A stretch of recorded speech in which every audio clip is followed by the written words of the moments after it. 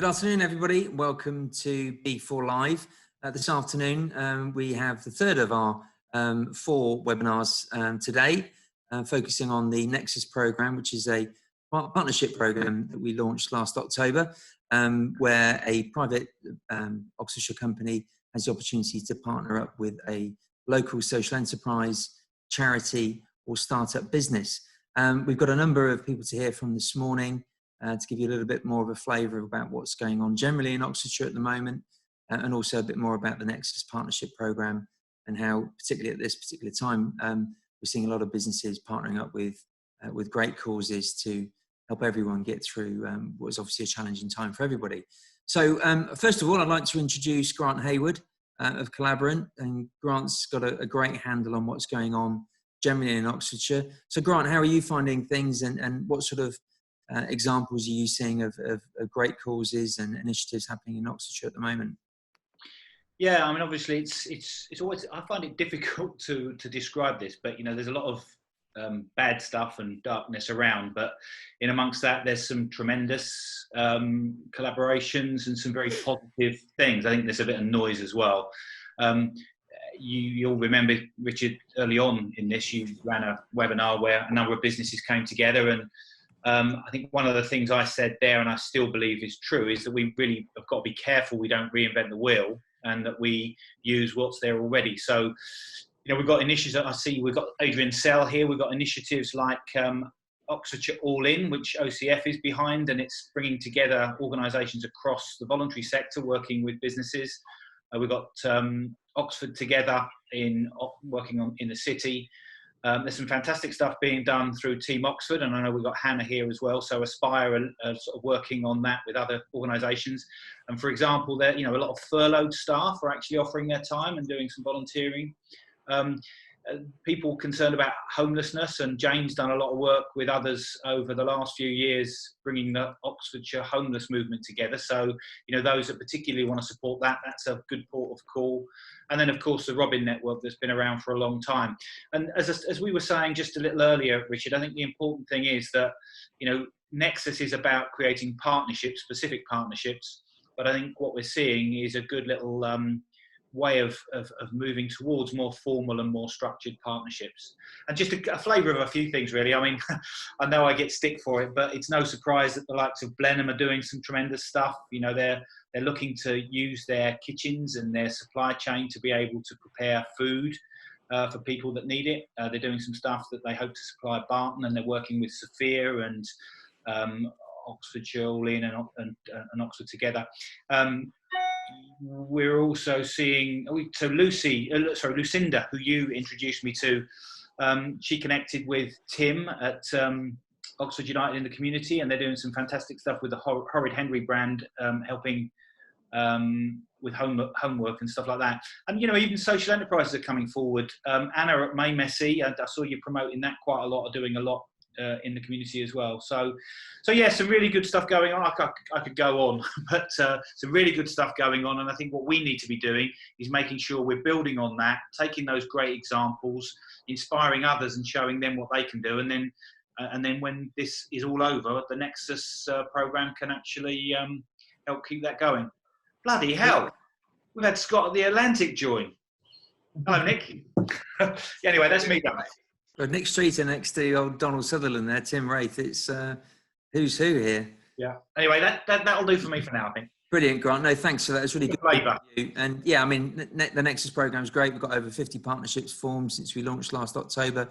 But it's just one way that businesses can connect with each other, with social enterprises and charities and really good causes locally. So if anything positive comes out of this very challenging situation, hopefully it's more of these great partnerships forming and working positively together.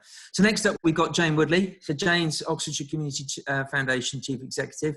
Jayne, you promised you'd come through the wall, so not done that. Just so disappear again? Yeah, no, let's do that. I mean, it's a great effect.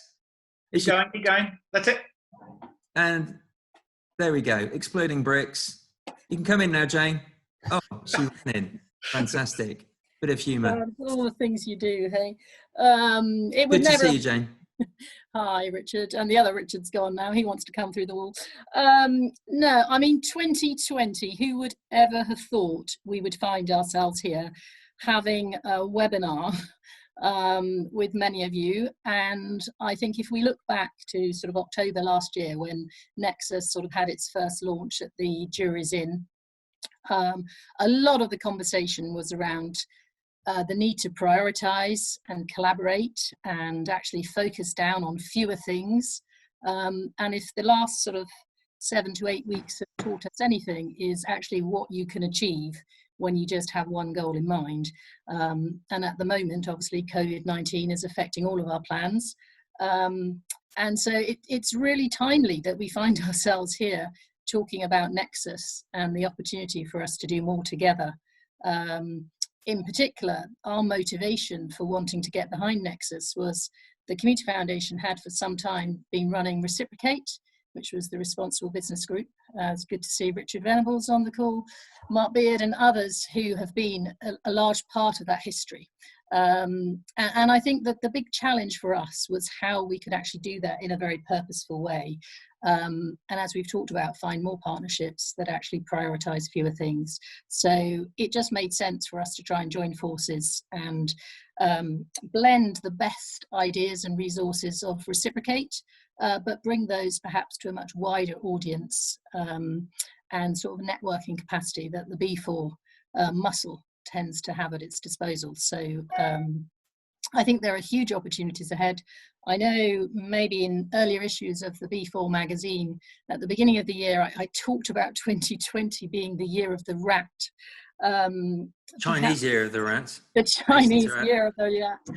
So I think, you know, maybe that was 2020 hindsight. So I think there are lots of things actually that seem perhaps no longer a coincidence where we find ourselves at the moment.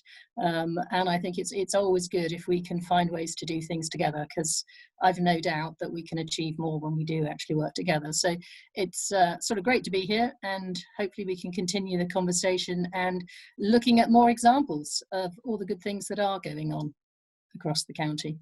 Thanks, Jayne. Obviously, you're saying got a lot of contact with local charities, and what are your sort of fears and hopes for charities moving forward? Because obviously, it's going to be a very challenging time for everyone, not least charities. It's a challenging time, and I think we started out understanding that there was an immediate, urgent need for response. You know, COVID-19 has affected everyone in communities in different ways, and there's a huge effort, which is a very collaborative effort, and charities in particular in the social sector immediately need to sort of adapt what they were doing, and that required money, and it's really easy to put small amounts of money out quickly, but I think what we really are trying to understand is how, as a county and as a sector, we can recover stronger from all of this. Because there will be huge impacts on people's income. I mean, Mark Beard, I think, as we were sort of gathering for this call, was saying, you know, Beard have had to sort of furlough a third of their staff. These are things that are affecting individuals, not just people working in charities or beneficiaries of charities. So I think the whole economy in Oxfordshire is going to be a very different place as we move forward. So our priority really is to try and have a strategy as to how we can best support that and make sure that you know, we're still here stronger as a sector. Brilliant. Thank you very much, Jayne, for joining us. Really appreciate it. And thank you, Richard. Lead into Mark there. Good morning, Mark. Good afternoon, Mark. So yeah, Jayne referenced that obviously, although you referenced before we joined everybody else, you're getting a lot of government support. I think you're saying you're up to 80% now production, which is great. But obviously, you've had to furlough a lot of staff. But you're obviously, you have some concerns long term about potential recession in the construction industry. Yeah, longer term, I do think we're looking at an almighty recession, and we've all got to be aware of that and plan for it. Short term, I think the government has supported the construction industry really well, encouraging us to keep going, and working with Construction Leadership Council in terms of practically implementing the 2-metre social distancing. And I don't think the government could actually have done much more for our industry. It's more the effect the crisis has had on our customers. In Oxford, obviously, the education sector going to be hit pretty hard. Discretionary spending, marketing, building works and others will get hit pretty hard, and that's going to then have a roll-on effect on all of us. But in terms of this morning, the challenge is very much about looking to see how we could connect, survive and thrive. And for inspiration, I went back to NEXUS elevator statement, which talked about partnerships, signposting and information, hosting events, in this case, virtual event. But the most interesting bit for me was the last bit. We enable members to collaborate, learn and grow as like-minded community. So I sort of stood back and said, well, what does that really mean?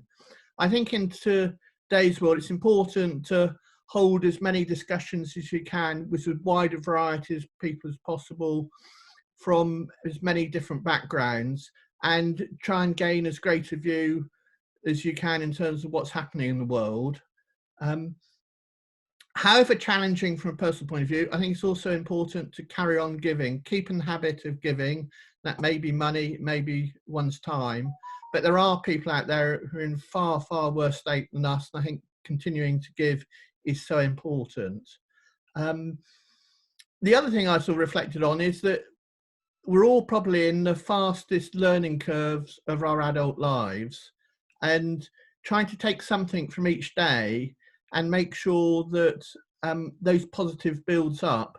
So at the end of this crisis, we come out the other side wiser and better as individuals, rather than just letting those negatives build up. And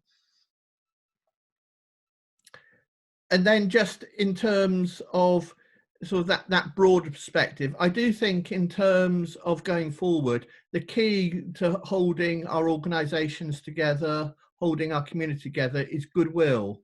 And it's very easy to look in these difficult times as trading organisations in terms of how I can gain advantage, how I can get the best out of this. But actually, I think the starting point should be for all of us in terms of how can we support our supply chain, how we can support our customers and staff. And by doing that, it gets reciprocated in bundles load, and that will hold us together as a community going forward. And as far as NEXUS is concerned, as I see it, it provides us the opportunity to come together, survive and thrive. It's that platform that helps us to make a difference as an overall group, rather than just solely look at our individual challenges. So that's my bit. Thank you for having me, Richard. Hope that's added to the pot of knowledge for today. No, brilliant. Great to see you, Mark. And I should have mentioned from the outset that Mark's actually our patron of NEXUS, and it's great to have you on board. And you got a bit more time to prepare for your shrieval year coming up. Is it 2022 or 21? 2022. 2022. So a bit of background revision and preparation, I'm sure, and a few conversations with our next speaker. We've got Richard Venables on, who, when were you Sheriff, Richard, a couple of years ago? Yeah, 1819. Sounds like. Was that 1819? Yeah, 1819. Yeah. You were dressed like you were from 1819 most of the time. No, good to see you. Good to see you, Richard. How are things for you at the moment? Yeah, no, not too bad.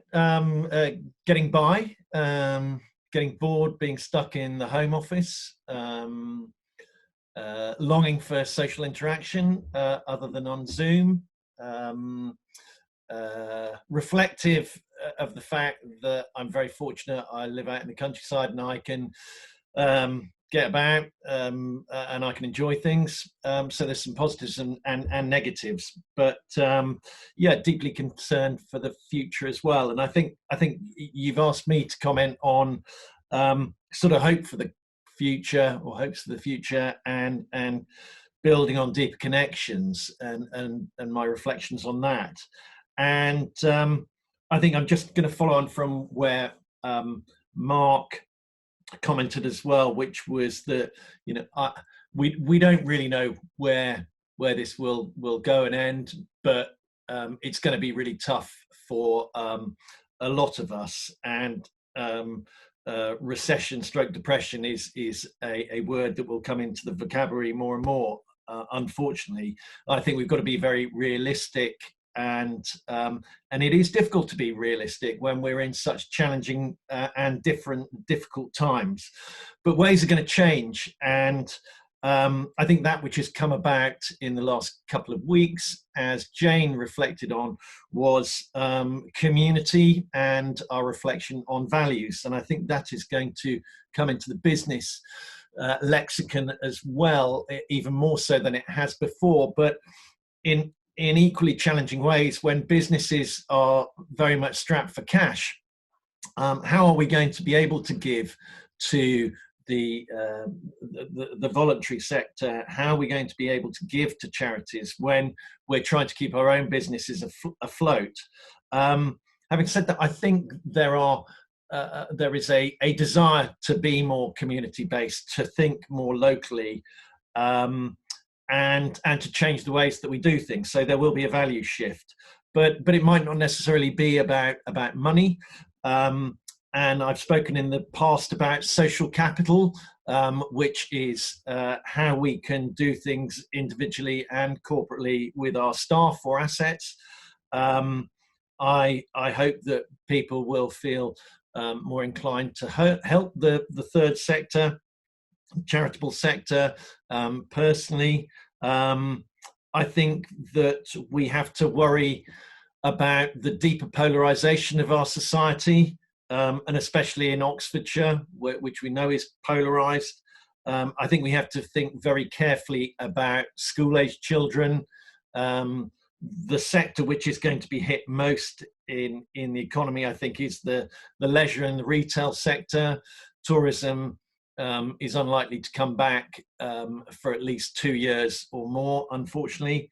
And a lot of our children get part-time jobs from that sector, and a lot of young people also depend on retail as a stepping stone into jobs. So we've got to do a lot to help young people, and business maybe has a part to play there in providing opportunities, but will be difficult in one where we have shrinking incomes and where we're trying to survive on cash that we have. So hopes for the future is that we have a reflection on our values, not only changing the ways in which we do business with one another, but how we interact with our communities. And it is an extension of what started with Reciprocate and is now building on NEXUS and that partnership approach. And I think it'd be really interesting to build on case studies through this period. It's not going to be as easy for all businesses to contribute equally, and a lot of us in lockdown feel we have to stay put. We can't all go out and about. Many people I know have been ensuring that their staff do volunteer as much as possible, but again, it's an individual decision. But things like Oxfordshire All In are really, really valuable tools going forward, and it shows that collective responsibility and some fantastic work from some really committed individuals in our county, and we're so lucky to have these people. So our hope for the future is building on those connections and building on new values. Brilliant, Richard. Really good points you make there, and you reference case studies, and obviously NEXUS is about the partnerships that we've formed over the past 9 or so months, and one of those that's working really well is that between Sobel House and UHR, and we've got Tim Wraith joining us with Ian Mundy of UHR. So guys, how's your partnership panning out, and what sort of opportunities and benefits is it providing for both of you? Ian, do you want to go first? Yeah, happy to. So I think building on what Richard has just said, and certainly within our strapline of it's all about the people, and having community at the heart of what we try to do, we are trying to continue the journey with Sobel of how we can support and in small ways during this time. It's certainly been a time of reflection for Tim and myself around some of the big plans that we kind of had that we wanted to grow, and they were obviously based on getting in a room together, and certainly the last event I went to with Tim was the business lunch, where we had Martin Keown, and we had a networking event in a beautiful environment in the centre of Oxford. To then the last minute shut down the business breakfast lunch, Tim. So we've had to relook at our plans and become more virtual, but always through our partnership, it's been about mutual respect and support. Be it informally outside of more formal working arrangements. Tim will drop me a line, I will drop him a line, and we'll chew the cud about about football and various other things. But at the heart of it is now us reflecting on what we can do in a virtual world until our new norm is more established, which we don't know clearly when that will be. But clearly, from Tim and myself's perspective at the UHR, is that we want to support the third sector organisations, and Sobel being at the heart of what we do. And certainly, I don't know whether you've seen. Certainly, there is a video that we've posted that Jonna produced on the back of us trying to raise some funds in a very small way for Sobel, in a fun way though, because I think that's what we've been trying to do, is become more in touch with our staff and in touch with those that we work with and support in a virtual way, but having some fun, because it's pretty depressing at the moment, to be honest with you. So our virtual video offering is supporting Sobel in a fundraising way. But I think, Tim, we've explored some future events that we want to do come together. So maybe articulate some of those thoughts, Tim. I'll just say a couple. I mean, what I thought when I was thinking about this, I think it's not just about a business and a charity coming together. It's sort of people and people coming together, and sort of forgetting about the charity and the business bit. And obviously, I have a great relationship with Ian and Jonna, and it's UHR is such a great, positive business, and it was great when they connected with us through NEXUS, because I genuinely could say if I had to pick an organisation, there's such a lovely organisation to work with. So that's been fantastic. So that bit is brilliant. So we did have quite a lot planned, but and we still will. We'll still do some of the things that we may have to try and do things in this format. But we did have a breakfast planned for the end of March where Ian was going to speak, and I've got another speaker as well. So we were just looking at ways that we could connect and do mutual things. We would also love to have an event in the hospice where I can invite some of our contacts who support Sobel House and get Ian to come in as well. We support people we support each other on social media and just try and make people aware that there's a link between us. And, I would love in this sort of space to say I'd love to get Ian involved more in our own staff at Sobel House for some sad reason. That is the one bit for me that we've stumbled on, really. I don't know whether Ian's business is a very modern approach to HR, and I wonder whether we are an NHS hospice. I wonder whether it just hasn't quite gelled yet. I mean, Ian and John have offered to come in and do some sort of training amongst our own staff. For whatever reason, there's been a disconnect there, which it saddens me, really, because I've got such a great relationship with Ian and John. And that's, if nothing else, the one thing I'd love to come out of this is that Ian and John come into our place and deliver a training session for the people I work with, because I know they would benefit from that. So that will be one thing I would love to accomplish over the coming weeks and months. But from a charity point of view, it's the same as a business. I work with the business sector, and I suppose a lot of our funding and our fundraising has sort of fallen off the end of a cliff, really. It's all about connecting with people with fundraising, and obviously it's about meeting each other when you're fundraising, and that's just not happening at the moment. So we're trying to find ways to virtually connect with people. So the fun thing that Ian and Jonna did with their video, there's just lots of different things that people can do, and we will do with Ian. But I mean, I love their tagline. It's all about the people. But I mean, that's a real foresight, because it's more of a tagline for life, isn't it, than a tagline for an HR company based in Wallingford. So it's just, I love the whole thing about it's all about the people. I think we're finding now, with all the stuff going on, that is all about the people anyway. So I'm just trying to connect in lots of different ways, really. So, but for us to be connected with Ian and Jonna is just a real joy, really, because they're just lovely people, and you want to spend your time with lovely people, don't you? So yeah. Tim, thank you, Tim. No, I do. Yeah. I appreciate those words. And, maybe you two would like to go in a separate chat room and carry this. No, well, I see Rich. You call him Venables, but I call him Richard. He's another good guy. But just, I like to call him Tricky, actually. I wouldn't call him Venables. I couldn't call Richard Venables. I just call him Richard. But I say, it's just for me, it's just a great joy to be in these sorts of settings and meet lovely people. I mean, I joke about you, Richard. It's just a really great opportunity. I've made more connections in the last 5 weeks. My son just brought me a coffee. That's good. Well done, Sam.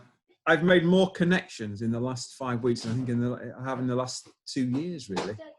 Brilliant stuff. Strange, really. Well done. Thank you, everybody, for various. Thanks, everybody. Thanks you. Amazing. Actually, I sent out an agenda beforehand, and everybody's stuck to their times. It's absolutely without any fault at all. So brilliant. We've got a couple of minutes left. If anybody, we've got some great people here that we've spoken that have joined us. Does anybody have any questions for any of our speakers that we've had on in the last 25 minutes? If you do, please do unmute and ask your question. Could I just say one other thing, actually, Richard? Sorry. Yeah, you carry on, Tim. Do you, I mean, I see Mark there. It's not about Ian. No, it's not. It's about, I've just seen Mark, and I've not mentioned Mark, but it's not just because the Mark is here, but I think it's over the last 3 years we've built great relationships with a lot of really good businesses.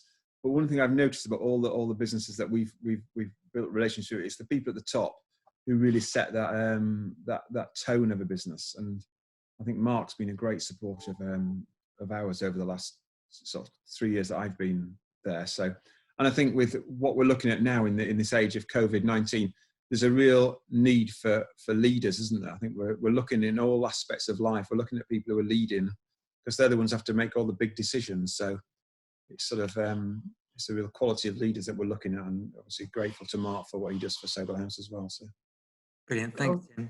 Thank you, Tim, for those very kind words. And can I just say sort of one last thing from me? I just think as individuals that we've got to try and find that balance, as Richard said, between being realistic, but also the fun that Ian mentioned and remaining positive, that this can all get us down. And actually we've got to try and make sure that we come out the other side having learned from it and really make sure we keep our own mental health in check. And I think that's one thing I'm very keen to encourage these kind of forums with our own staff, that we've got to get through it, and we will get through it, and there will be a different world that will also have an upside as well as the challenges we're all very aware of. Thank you, Mark. Grant? Yeah, I just really wanted to pick up on actually starting with what Ian was saying there about the relationship with UHR, and they are a fantastic company, but also sort of the thread working back through what Richard has said, and Mark and Jayne as well. And, so Richard was saying, how are we going to get through this, and how are we going to be able to support organisations? I've always struggled, I can perhaps say this just to be a little controversial, but I really struggle with the phrase giving back, because I think giving back suggests you've taken something. And I think philanthropy is a fantastic thing, and we all feel good if we do things that we feel is going to help. But I really honestly believe the way ahead, and many of you know the sort of work that I've been doing with the likes of B Corp and really helping businesses shift to embed all of this in the organisation. We've had some, none of this is new. Cadbury's did it and Leverhulme did it years ago, but we're in a new phase now. And I think if we can find ways of embedding the sort of thing that Tim was talking about there, being able to work, it's not quite a commercial basis, but find out the sort of services that businesses have got and the ways that businesses can work with charities. And I think what we'll find is that relationships will be deeper and wider and stronger coming out of it. And yes, the money is important, but I think if you don't start with the money, if you start with the relationships and the mutual benefits in a much more creative way, the money will come. So that's all I really wanted to add. Really, that's the future as I see it. Business is definitely changing, and it's not just about doing a nice little bit to support local community. It's embedding a different way of working within within them. And I'm looking at faces of people, you know, Darren's there and John and others around are working that way already, but I think we're seeing more of it. And I think Oxfordshire is definitely, you know, amongst the leaders across the country in doing that. Brilliant, Grant. And we're hearing from Peter Holbrook, aren't we, at Bio, giving us insight from social enterprise. So that will be UK. So that'll be interesting. You referenced Darren. I'm desperate for a huge ant to come and swallow Darren up amongst his garden there. But Adrian, you just come on camera. I'm not sure whether you wanted to come on and ask a question or make a point. Just to add to what Grant was saying, really, that I think rather than thinking about how businesses can support charities, thinking about what we can all do to encourage and develop and support good communities. And businesses, as we've seen in COVID, and as those of you involved in business know from all the work you've done, are an integral part of that. You build the houses, the infrastructure, the fabric of our society. And in the COVID response, we're seeing, you know, local restaurants delivering food and so on and so forth. And that's all part of sustaining strong communities in Oxfordshire. And, you know, charities have a role to play, businesses have a role to play, we as individuals in our communities have a role to play, and just thinking about what we can collectively do and how we can collectively maximise the impact and the benefits from all that energy, I think is what I'm really interested in thinking about with you and many other people besides. Brilliant, thank you, Adrian. Alison Howell, Alison, and then finally Jane, and then we should really wrap up. Hello, everybody. I'm becoming more and more aware that this is a useful time for metamorphosis. We've got this crisis is lasting longer than we hoped, but it's really giving us the time to think about how we want things to be different. And I'm not yet fixed with my NEXUS partner, but I've been considering it for some time and looking at how it might work. And I'm seeing over this crisis period that my thinking is changing, and it's to the good. And this new thinking about how we can collaborate and work together, this can all be part of the thinking about how we want our businesses to be different post-COVID. So I think NEXUS, it started earlier, but I think this is a really important period for finding new ways of doing things. So an exciting time, and thank you for the bits that I heard. I'm afraid I came a bit late, so I didn't hear everything. Well, you can watch on catch up later, Alison. We'll send over the video to everybody later on. And Jane, maybe you'd like to take us home. Yeah, well, Alison, it's really good you said that, because I think that was the point that I just wanted to end on, that I actually think that the opportunity is here now for us all to really start to live a different life.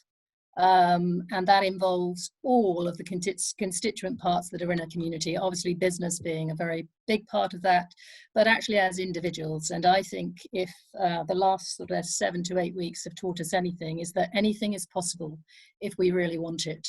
And we will do things that we never thought would have happened if we're actually focused on the same thing. So for me, it's all about opportunity. And I actually think there's never a better time for us all to work together and build the Oxfordshire that people look up to. That's really it. So thank you for joining us, but great to be part of it.